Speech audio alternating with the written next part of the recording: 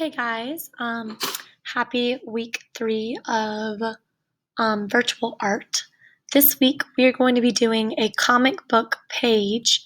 So, if you watch the PowerPoint and you listen to the PowerPoint and you look through it, you see a bunch of different examples. You see different ways to set up your comic strip.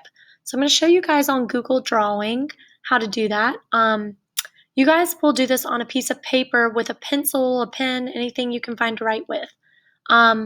If for some reason you can't find anything to write with, you're welcome to use Google Drawing. You have those on your Chromebook.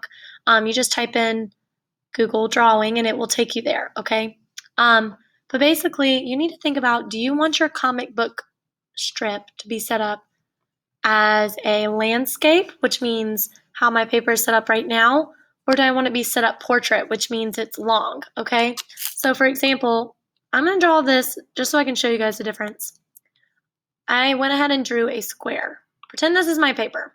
So whenever I say decide how you want your strip, this is landscape ways. This means it's set up for me to go from side to side. If I want to do it portrait's like this, right? So it would be a little bit smaller. So, I'm just showing you guys the difference really quick. So there's my, if I want to do it that direction, my portrait direction. So I'm going to do mine landscape, so I'm going to turn it back this way. And just a reminder, you can also do this on your paper, or to your paper, obviously, in person, because you can move it around with your hands. I would not do your comic book drawing if you can. Don't do it on a Google Drawing because it is a little more difficult to get details and like draw people and things. But I will show you guys how to work it. So basically, I'm going to decide if I want to set up my comic book strip as all like the same size squares. If I want squares that are smaller or bigger, you can have a variety, which means you have many different types of squares or rectangles. I'm going to use the line option. I'm going to draw a line because I want to have two different rectangles, a top one and a bottom one, right? I'm going to make my squares maybe some kind of even, maybe some a little bit bigger. You can also divide them up like this if you want.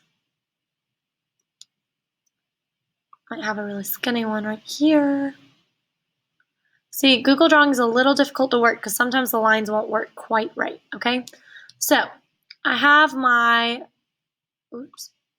little comic book strip, right? In each square, so each square is a different scene or a different background, right?